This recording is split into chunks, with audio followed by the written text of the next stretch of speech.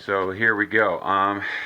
What we have here is this is the cylinder block halves out of our 1988 Subaru GL. This is a EA81 series engine. Basically, it's 1800 cc's. It is still a pushrod engine. There's no timing belts involved. Subarus are very, very similar to air-cooled Volkswagens in design in a lot of ways. Basically, the cylinder block is in two halves. You split it in half. Cylinder head goes on top. We still have to take the heads apart, clean the valves out, up, check valve contact. We'll put some new valve seals in them. Make sure everything, as long as we've got it apart, anything that we see that it needs, we will do. Overall, the condition of this is very, very good. The bearings, crankshaft, the camshaft, the cylinder bores, everything is actually in really nice shape. So basically, this is not a rebuild. This is going to be what I'm going to consider a freshening up. We're going to hone the cylinders with just a very basic standard drill hone. We'll get some new standard size piston rings. I've already measured the bores of the cylinders. They're perfectly fine. They are round, and they're actually right at where they were manufactured. So there's minimal wear, if any, at all. So this is the kind of thing that we will just reuse. We'll put some new rings in it. We'll clean everything else all up. Put it back together with new gaskets. It did have some pretty significant oil leaks, so we'll be taking care of all that at the same time as part of the process. So as part of this introduction, I mean, like I say, this will be our first thing that we'll be getting involved with here a little bit. Like I say, it's a little late on the project. We've already kind of gotten some stuff going on it.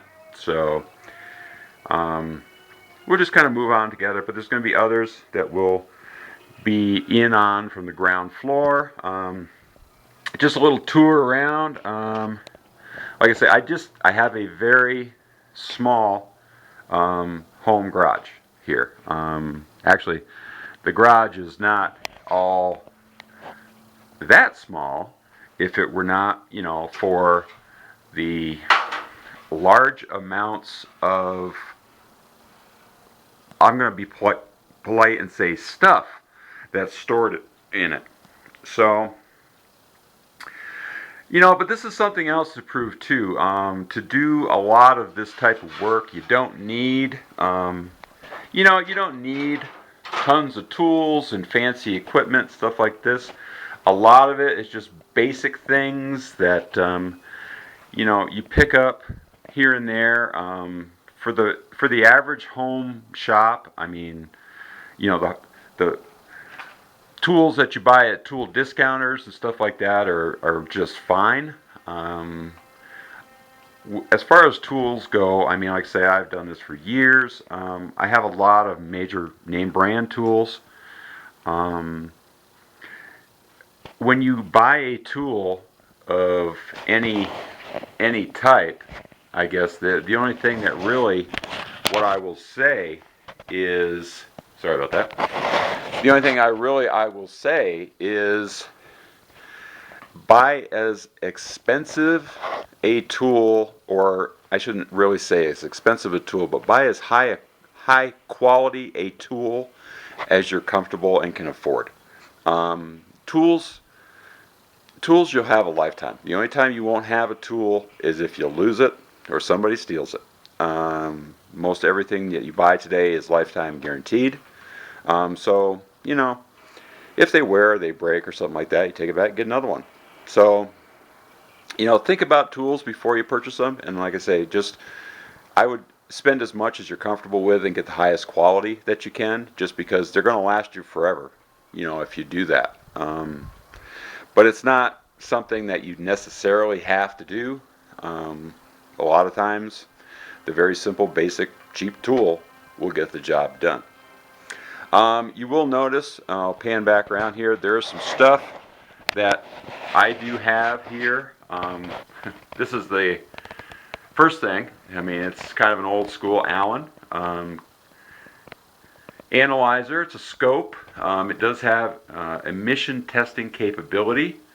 It doesn't have, I don't have the calibration bottle for it, so I'm not really able to use the emissions part of it. It's something I could get, I just haven't had a need for it. But the rest of it is a really good old school scanner. It's got an oscilloscope, and it works awesome. But just along the lines of, you don't need to have, and I'm sure everybody's thinking, oh wow, man, look at what this guy's got. Okay, I bought this at a public auction for $75. There you go. I mean, I actually do go to a lot of auctions, and I do purchase stuff there from time to time. And if you look around and you think about a lot of stuff, you can pick up some pretty good equipment to have in your little home shop for not a lot of money. Got a small wire feed welder, and I'm not the greatest welder in the world, but I get by. I can make things happen. Basic hand tools, couple boxes of those. I do have here a folding engine crane. Depending on what you're going to do, I mean, if you're going to be into, pulling heavy stuff, pulling engines, and doing that type of thing, you can purchase these at different places and online and so forth for pretty reasonable amounts of money. And I would recommend it as something. Save your back. Get a tool that will work for you rather than saving your back. I mean, I'm half a century old now, and I'm here to tell you that there's a lot of stuff I've done in my life, and when I was younger, I'm starting to pay for now, health-wise. So, think about what you're doing. If it's heavy, maybe there's something that you can get yourself, even something like a basic come along, that you can use, or a lift, or a hydraulic jack, or a couple friends.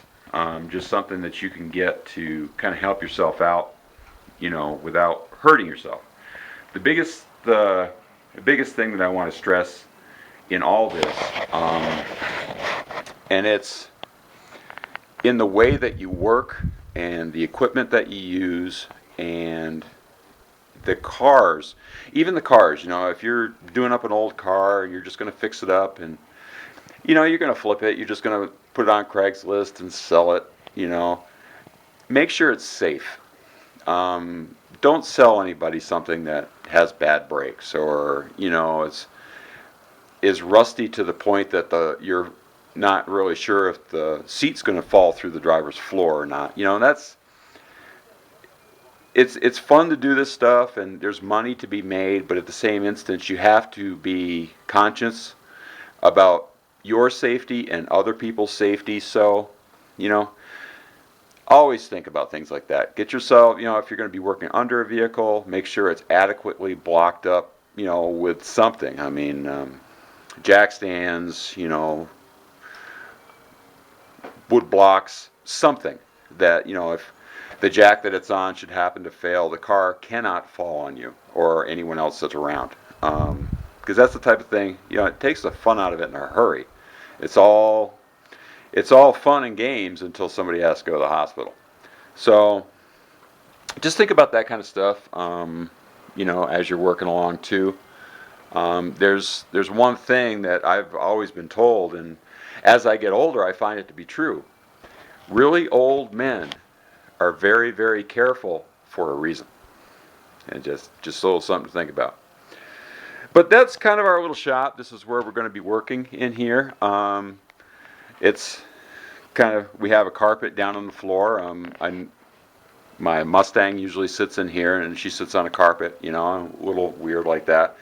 But it's kind of cool, so all we do is when we bring something else in, we just roll it up to the side and work on the concrete floor. And we're here in northern Nevada. We're fortunate enough that the weather is usually conducive to, we can work outside. And we got a big concrete yard out here that we do some stuff in. So we'll be out there as well doing a lot of this type of stuff. So that's just kind of a little bit of what we've got here, and this is, I'm going to label this as basically will be video 1, the introduction, and we're just going to kind of build on it from here. It's really designed for a lot of you guys that just there's information out there that can help you out with a lot of stuff. There's a lot of really good people on YouTube that are doing some instructional videos or just some videos on what they do, and if you look around, you can find a lot of really good useful information. A lot of it sometimes you just have to take it to heart, and you can do a lot of stuff that you may not have even thinking right now. Yeah, I can't do a lot of that type of stuff, but you can, and some stuff maybe you're not comfortable with. Other stuff, give it a try. You've got nothing to do but maybe save yourself a few bucks, maybe learn a couple things, and it's all good when you do that. You save the money on the stuff that you don't want to spend a lot on, because it gives you more money to spend on the things you really, really like. So yeah, that's basically what it is. This place right now is a little unorganized. We're gonna be kind of cleaning that up probably later, either today or tomorrow. Just kind of organizing stuff a little bit, get a little bit neater things, setup wise, and so we can have really kind of like an uncluttered space here to do some of our stuff. Here, give you a quick look at the actual car that engine that I was talking about came out of. It's this little guy right here. Like I say, it's 1988. From what I can determine from it, it's a local car. It's been here in northern Nevada for pretty much its whole life. These cars were very, very prone to rust issues. This one here, because of the environment that we have here, is really, really clean. It does have a couple of little issues which we'll be taking care of, and walking you through as we do it. We got a little bit of stuff going on down here in the wheel well. We'll be doing that, and as I walk along here, down here on the bottom of the front fender, I don't know if I can get up here, you can see it really good, but there's a pretty good hole there on the bottom of the fender, so we're gonna have to fix that. The rest of the car, I mean, the bottom of the car is solid. It needs to be cleaned up. Needs some interior stuff. The top of the rear seat is all bad, things like that. But these are kind of cool little cars. They're all-wheel drive. They're dual range, four-wheel drive rather. They do have a high and a low range. They're actually very, very good off-road and up in the woods. And we may even be taking this. Maybe we'll do a little bit of a lift kit, something like that, which we'll be kind of making. Maybe we'll convert it over to some larger wheels and tires.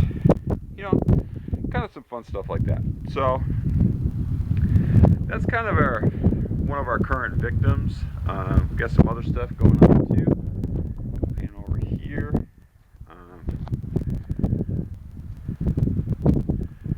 got a legacy sedan over there. We're doing some engine stuff to that. Of course, in the back is my air-cooled Volkswagen, which I've had forever. That needs a lot of work too. It's just kind of waiting. So we got a lot of stuff going on right now. These are my primary drivers. I drive this when the weather's nice, and actually pretty much every day I pretty much drive this truck. And of course we do work and so forth on both of these as well. And then I'm fortunate enough to have this, which is one of my very, very favorite things. For playing around with these, you know, old cars and stuff like that, you know, having a truck and a trailer to pick them up and, you know, bring them to the alignment shop and here and there and stuff like that really, really comes in handy. This is the kind of thing that the average guy is not going to have. It took me a long time to be able to afford something like this. But it does come in handy, but it's not something that you have to have. You know, there's other ways of transporting vehicles from, you know, calling a tow truck or something like that, which can be kind of costly. But you can rent dollies to bring them around, you know, something like that. You know, there's all kinds of different ways. You know, you don't necessarily have to have, you know, a big trailer with a winch on it to go get a dead car. There's other ways of doing it, and we'll touch on a lot of that stuff as we go along. So that basically is kind of who I am. This is what we're kind of thinking of doing. Um, you know, if you're interested, kind of, you know, subscribe to us and keep a check on what we do. I'm not sure how often we'll be posting anything up. We're going to try to do it fairly regularly because, I mean, I hate waiting for the new TV shows to come on. So, same thing with YouTube videos. I like it when guys bring a lot of videos up. So, you know, that's it. So, like I say, click on it down there if you know it sounds interesting to you, and we'll go along. The other thing we're going to do is we're in a very unique part of the world. There's a lot of different types of activities that happen here in northern Nevada. We'll be taking you along for some of that. We'll go probably we'll do some stuff at Hot August Nights, Street Vibrations. I'm a motorcycle fan as well. Don't currently have one right now, but have had many over the years. Into a lot of different types of stuff, even radio controlled stuff. I really like the radio controlled hobby as well. So maybe we'll do a little bit of, you know, stuff with that as well. So it's all good. We'll bring everything together, and hopefully we can do something that's interesting for everybody. So thanks for watching, and we'll be back at you.